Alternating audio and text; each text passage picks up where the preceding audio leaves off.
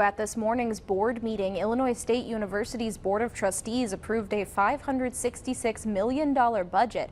The university thought it was going to have a $9 million deficit, but ISU President Andave Tarhule said the administration made $12 million in cuts to balance the budget. Additionally, non-union employees will get a 3.5% merit increase to pay. The fact that we were able to achieve a balanced budget instead of the $9 million projected deficit, and that we are now in a position to offer a salary increase, validates the steps that we took. Tarhule said the board changed up the budgeting process for the first time in decades, making a plan based on projected and estimated revenue.